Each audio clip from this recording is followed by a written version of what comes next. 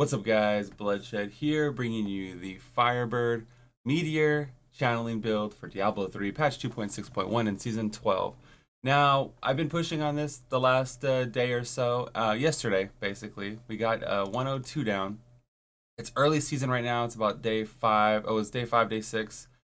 And people were questioning like, hey Blood, what's the build? How do you survive? I want to know, man. So what I'm going to do in this video is kind of cover some basics about the build.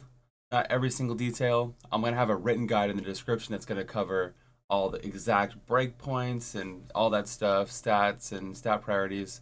So you can check the description for that. And in case you don't know, the Diablo Fans Guide is always going to be updated. The video will not always be updated. So you can always check the description again for the latest and greatest. I'm also going to touch upon a group build that Adam here, I've been working with Adam. We've been running a dual Meteor Firebird Wizards, and we cleared a 1-1. This will be in the description below as well. We cleared a 105 in 12 minutes and 54 seconds. Okay. So I'm going to cover that as well. I'm running dual Firebird, just going off meta, just doing our own thing, man. So yeah, let's go ahead and get into it. So first off with the Firebird set, the 2-piece gives you basically a cheat death cooldown. Every 60 seconds, you come back to life. The 4-piece, dealing fire damage with one of your skills causes the enemy to take 1000% weapon damage as fire per 3 seconds. This effect can be repeated a third time with different skills. Okay? If an enemy is burning due to 3 different skills, they'll take 3000% weapon damage per second until they die. So you need to have 3 fire skills, TLDR, burning. Okay? And this build in particular, we're using Sparkflint. So Sparkflint has to actually hit the elite that you're targeting. So it's not that difficult. You can see how it shoots straight. So you just have to make sure that your Sparkflint is hitting. The second thing is, you probably saw it, Arcane Torrent and Flame Ward. It's going to give you survivability and proc your second. And your third, of course, is the Meteor. Meteor is raining down. Your basic rotation is to channel, keep up your Teguk. It's really important to keep up your 10 stack. That's going to give you survivability, damage. And you want to cast meteors about one. I do one every 3 or 4 seconds. You don't want to break your channeling. Okay. Now a lot of mobs are going to be knocking you around, slapping you up and down the hallway, pushing you, pulling you, vortex. So yeah, it's super important that you keep up your Teguk as much as possible. Even if you're running, sometimes you can kind of tap it as you're running by to keep up your ability. Okay. I'm just going to go ahead and jump in and talk about it a little bit further here. Okay, so like one of the major questions is like, Blood, how are you surviving, man? How do you survive? So your number one thing is to try to find an elite and to set it ablaze, man. So here's some elites here. We're gonna cast our spells, try to keep up Teguk as much as possible, ignite these dudes, and while they're ignited, you get this crazy buff. So then you want to look for trash to kill in the meantime, and you can kind of drag them with you as you're running through the rift. But yeah, that's step 1, is to ignite an elite. Step 2, utilize those burning elites and kill other things. Okay, you will survive by using storm armor with Halo of Kurini. It's a 80% damage reduction. I put in the cube because I want all 80% for sure.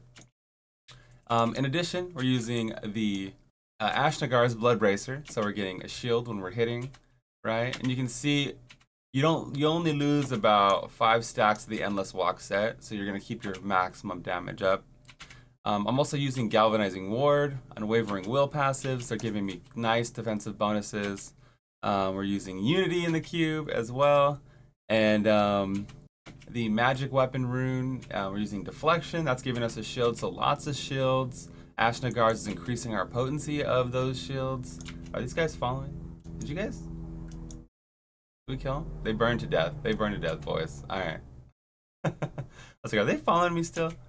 So you can see sometimes it does get a little tight. Sometimes it does get a little tough to survive. So this is too far away. I'm just going to kill him, and hopefully I find another elite in the future. So you want to kite, but you don't want to kite to a fault. You don't want to just like kite forever, or if it's going to slow you down too much. You know what I mean? You don't want to kite if you don't think you can do it. Some maps are just like the cave map or whatever. You're just like, there's no way I'm going to be able to pull these dudes. So just kill them, hop to the next pack, kill them, hop to the next pack. You know, it can be cumbersome. I put a Tal Rasha video out, and you don't have to kite at all. So that would be like an easier version of this to play. But this is slowly becoming my favorite version because I noticed with Tal Rasha, I would pull to more density, even though we don't stack area damage so much. I would kind of pull to more density, right? Because I want, you know, you're good at killing trash, but the elite kills are a little slow. With Firebird, you kill elites a little bit faster, but you need something burning to do the damage. So they both have their you know, easy things and difficult things and stuff like that. So it's up to you to decide, but they're both great builds. If you ask me to rank the three, I would say Firebird number 1, DMO number 2, Tal Rasha number 3, Veers number 4. But they're all incredibly strong. Like they're all 110 plus GR viable next season. That would just be my prediction of how it's gonna go, right? Go ahead and kill this and continue. Pick up my globes, man. So surviving is just something that you learn. Like I was saying, you just keep up your shields, positioning, how to hop around, things like that. The Death Wish is the reason why this build's so good. It just increases your damage while channeling by 300 up to 325%. The Edge Sigil is buffing the meteors falling from the sky. Don't get charged.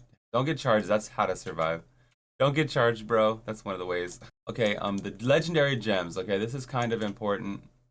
I like to use Stricken, Paguk, and Trapped. I have shields so I can kind of run freely.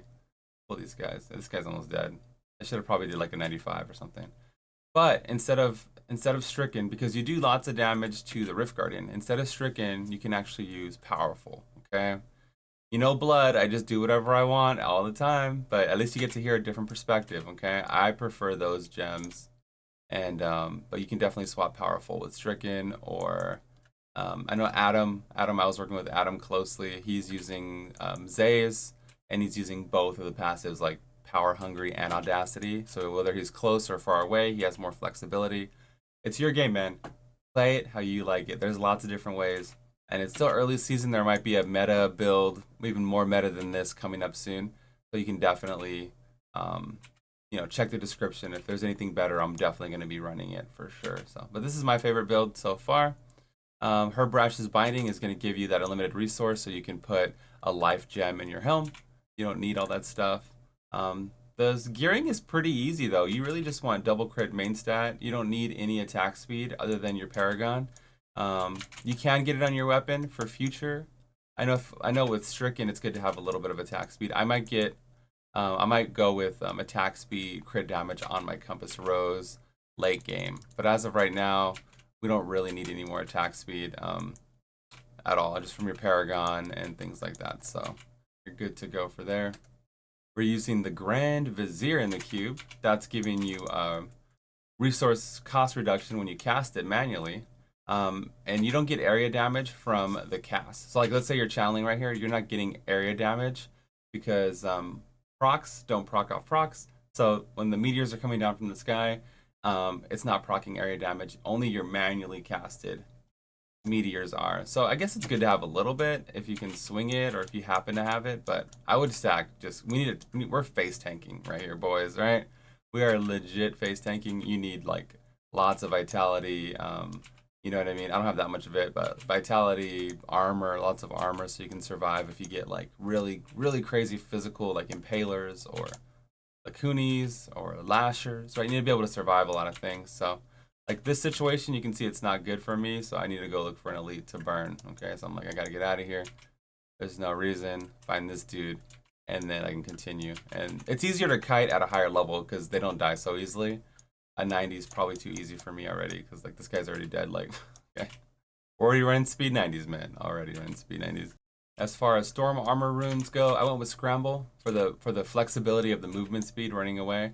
But you can definitely use the reduced arcane power if you like. But you know, I don't really run out of arcane power for the most part, as you can tell. So, you know, if I was using like Aquila or something, then I would really make sure I need that. But we're not using Aquila at all. We're using Nilfr's Boast. Nilfr's Boast buffs up meteors to like 900% more damage. What actually is it? Let's look together, guys. Nilfers boast 900% on your Meteor. So you can see, one thing I like about this build is you feel like a wizard, right?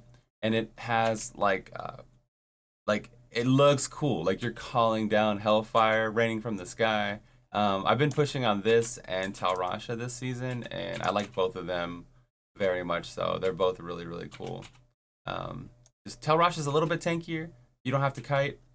Um, the Firebird version is way more damage, or a lot more damage. I don't know about way more. That's a lot more damage, but you have to kite to really get the most use out of it. Because if nothing's burning, like I said earlier, you don't get that damage on everything. But that's pretty much it for the combos and everything like that. For the group build, okay, I'm gonna go to town and kind of showcase the build, and I'm gonna link Adam's build in the description below.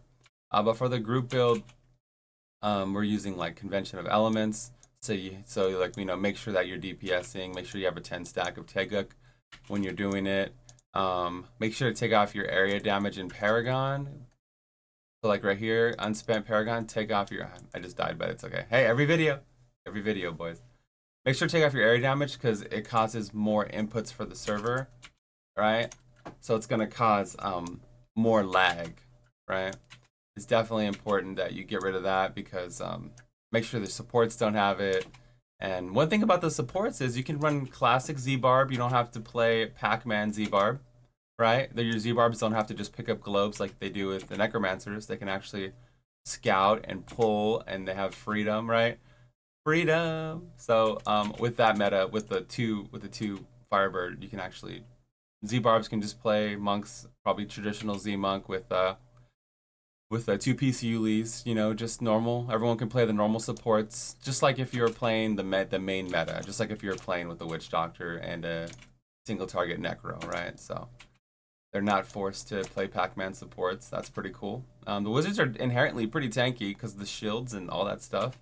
And they don't need much support. If you're running a 3-man, I would say you definitely just want 2 Meteor Wizards and a Z-Barb, because the CC, ignore pain, the CC reduction is really, really important. You don't really need, we did like a 103, I believe, 3-man. We had somebody disconnect or something.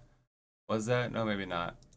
It was 95. Okay, we did a 95, but we did it in 4 minutes and 51 seconds already. This was yesterday, right? So you really just need that IP, baby. That's what you need for this combo to work.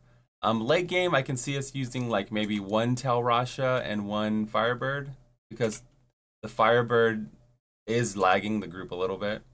So you can probably get the trash clear from the Meteor Talrasha, and you can get the single target, you know, destruction from the Firebird Wizard. So that might be something that we build into late game for sure. Let me pick up this stuff and then I'll meet you guys in town. Alright, so we're back in town. I'm going to go ahead and swap to the group build and just touch upon a few things. Now, things might change. This is kind of not meta stuff. Adam just kind of cultivated the build, and we've been running it, being hella successful. I think we already got a 105 in 13 minutes with lag. I think we're ready with no augments.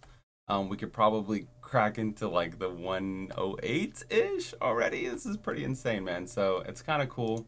You just add a few things for more DPS, like a Witching Hour, because we're in a group, we have support. Mention of elements, we switched it up to have a little bit more support. The Parthens, okay, so people ask me about the Parthens all the time. You get damage reduction for each enemy stunned within 25 yards. You don't have to do the stunning. So if you have a Z-Barb freezing, a freeze is also a stun.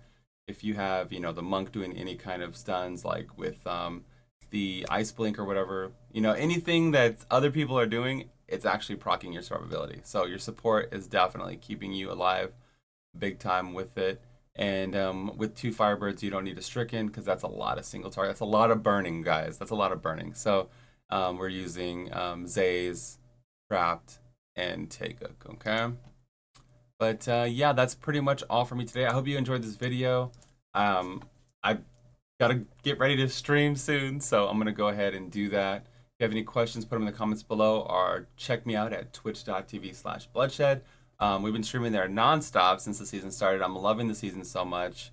Just chilling and killing and having a great time. Just enjoying every minute of it. This is one of the most seasons with the biggest variety, and it's super cool. So I'm out of here, guys.